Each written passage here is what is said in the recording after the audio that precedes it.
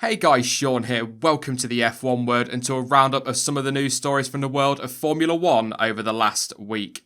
Kicking us off then, and Red Bull have insisted that they will not cave to the ultimatum delivered to them by Renault on a deadline for the team to make a decision on who will power them in 2019.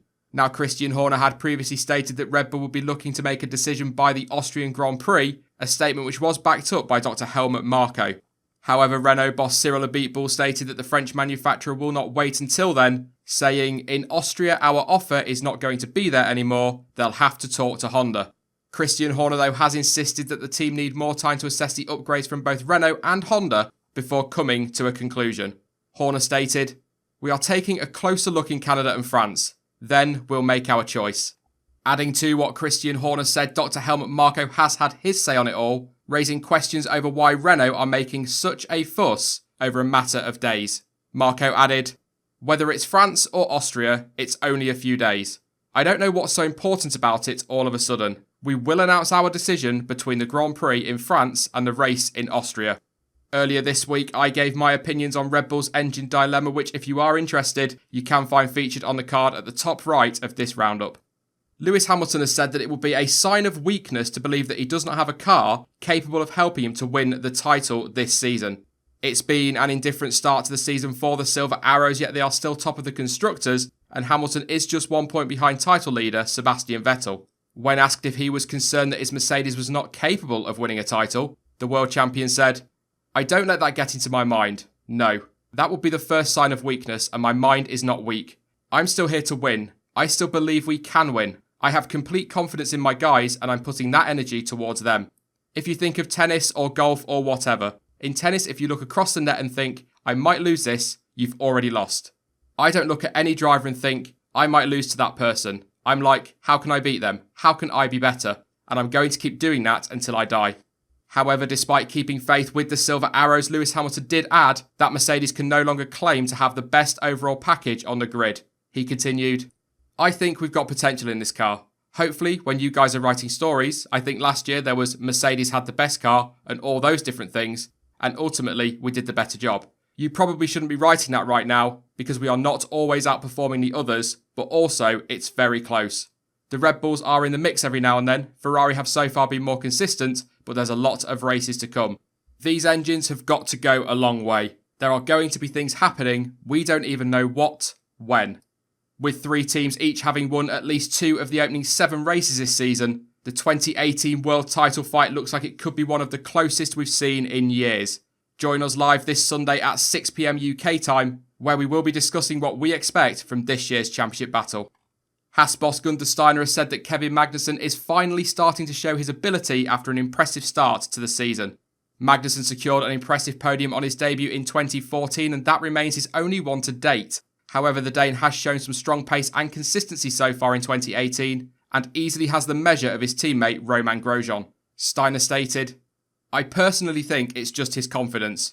He's in a good spot with his thinking, with his driving, and he's confident. He knows the team. He has nothing to worry there. He doesn't think about it. He trusts everybody. He has got a good car available, and he is just doing what I think we all knew years ago that he can do.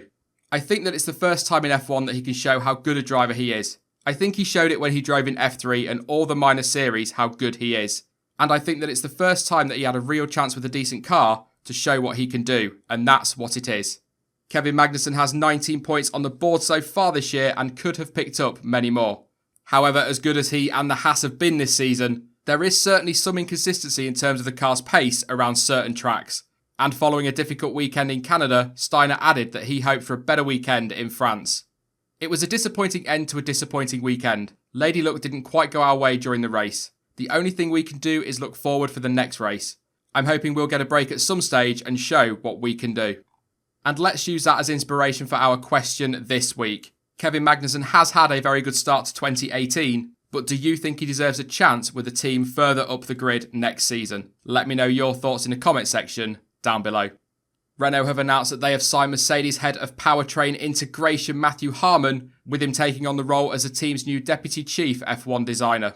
Renault, who have made some solid steps forward over the last year or so, say that they hope to benefit from Harmon's wealth of experience in a bid to close the gap to the top teams with an eye already on 2021. Cyril Abiteboul said, Over the past 3 years, Bob Bell has been leading the charge for the team to reinforce its technical lineup. We are delighted to have attracted someone of Matthew's calibre to enable the team to anticipate on the design cycle of future cars, a crucial benefit, something we are currently missing since the team's acquisition, and that will become even more important with the upcoming changes planned for 2021.